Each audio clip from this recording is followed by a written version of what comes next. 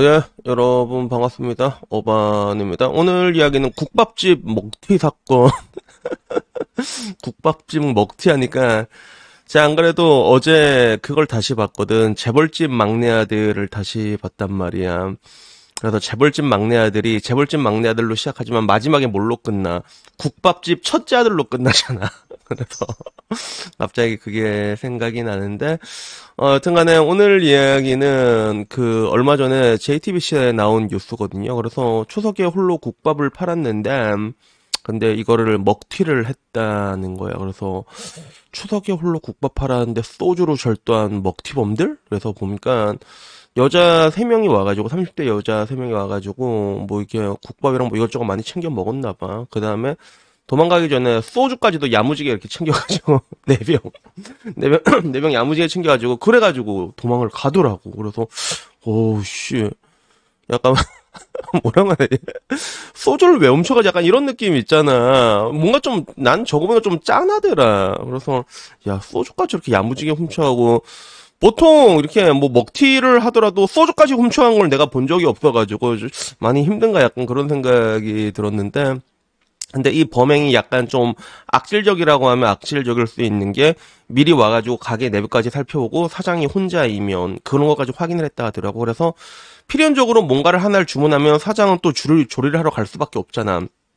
그때 범행이 일어난 거거든. 뭐 주문 하나 시키고 사장 주방으로 간 사이에 그때 소주 야무지게 챙겨가지고 도망을 친 그런 거란 말이야.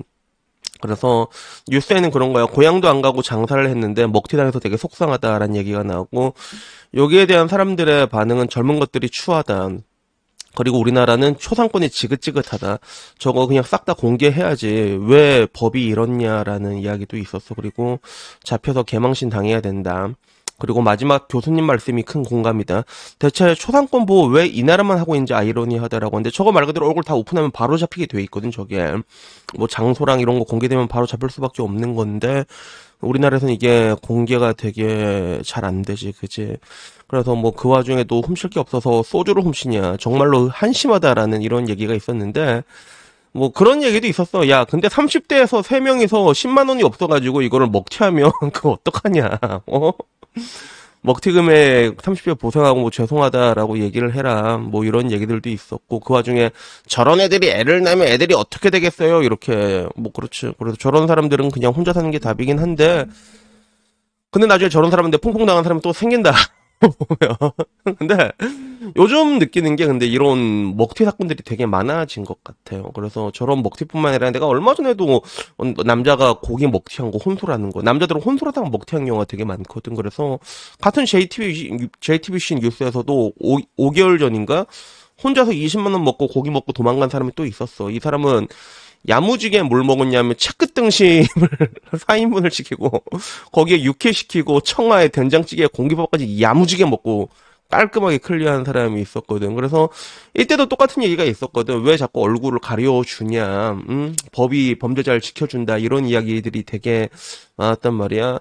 근데 이런 거 볼 때마다 난 느끼는 게 어떤 거냐면, 과거에는 좀 보이지 않았던 범죄라고 해야 되나? 과거에는 이런 먹튀라는 게 그렇게 흔하지는 않았던 거, 분명히 과거에도 있긴 있었겠지만 그게 그렇게 흔하지는 않았던 것 같단 말이야. 근데 요즘 들어서 이게 조금 많이 나오는 것 같아. 이런 사건들이 많이 뉴스에 올라오는 것 같고, 그리고 그건 아무래도 뭐 요새 느끼는 게 좀 많이 힘들어지고 그러다 보니까 이런 이걸 생계형 범죄로 봐야 되는지 모르겠는데 점점 많이 올라온 것 같거든. 그래서 지금 생각하면 조금 재밌는 것 중에 하나는 뭐냐면 그거 같아요. 그래서 저도 이게 여행을 좀 많이 돌았잖아, 나도. 근데 동남아 쪽으로 가면 선물 받는 가게가 되게 많아.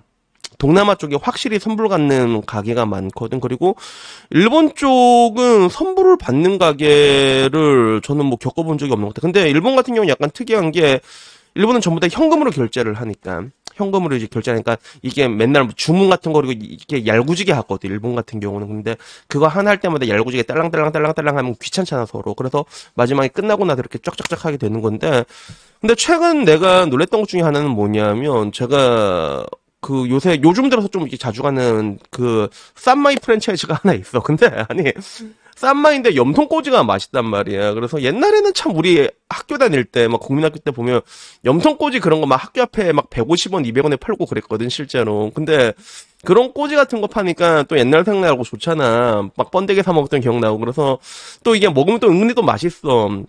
그래서 먹는데 되게 신기한 건 뭐냐면 거기 생맥주를 1,900원에 파는데 문제는 이걸 안주를 주문할 때마다 카드를 계속 넣어야 돼.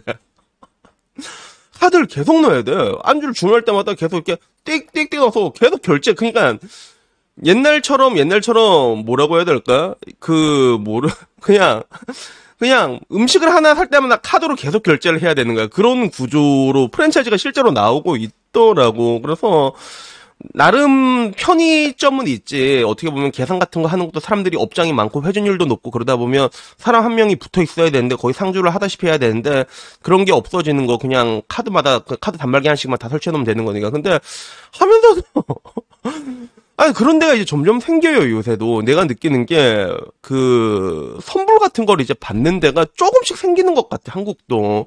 근데 결국엔 그 이면에 있는 가장 기본적인 게 뭐냐면 저런 식으로 먹튀들이 조금씩 많아진다는 거. 그런 것들 한번 당하면 솔직히 그게 스트레스란 말이야. 여러분들이 여행 같은 데 가더라도 뭔가 그 여행에 안 좋은 기억이 한번 생기잖아. 그러면 거기 좋았던 기억보다 안 좋은 기억이 있으면 그 나라에 대한 기억이 별로 안 좋아지거든, 실질적으로. 마찬가지로 업주들 입장에서도 열심히 팔다가 야 명절에 저거 한번 당해봐라. 저거 진짜 현타 겁나 시게 올걸 진짜.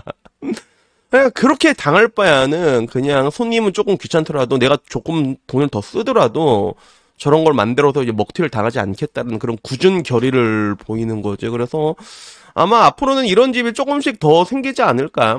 더 생기지 않을까? 지금 전부 다 이렇게 뭔가 좀 키오스크부터 시작해갖고 전부 다 디지털화가 돼가고 사람을 줄여나가는 분위기란 말이야. 그치? 그럼에도 불구하고 자영업은 계속 안 되고 계속 망해가고 있으니까 더 이렇게 사이징을 줄이는 방법으로 될 것 같은데, 근데 방금 전 말한 것처럼 저런 식으로 이제 선불로 하는 데도 이제 점점 더 많아지지 않을까. 그래서 오히려요, 일본 같은 경우는 선불이라기보다는 선불이 어떤 식으로 되냐면 쿠폰식으로 이루어져. 쿠폰식으로. 라면 같은 거 먹을 땐 메뉴 미리 주문해놓고 그걸로 결제해서 쿠폰 주면 있잖아. 그걸로 하면 또 그거 먹튀가 없거든, 그게. 그래서 한국도 이미 쿠폰식은 이미 많아졌단 말이야. 쿠폰식은 충분히 있거든요. 뭐 이제 쌀국수 집이라던가 그런 데 많아지고 있는데 그런 게 좀 전반적으로 많아지고 있는 게 근데 한편으로는 조금은 좀 씁쓸하다는 느낌이 들어. 그리고 제가 얘기한 것처럼 나라가 안 좋아지기 시작하면 제일 먼저 안 좋아지는 게 경기가 안 좋아지고 그렇기 때문에 치안이 또 안 좋아지게 돼 있거든. 같이 이어지게 돼 있단 말이야. 그러다 보면 앞으로 이런 뭔가 이제 술집 같은 부분들이 있지. 그런 것들도 계속 이런 식으로 선불로 되는 곳들이 많아지지 않을까.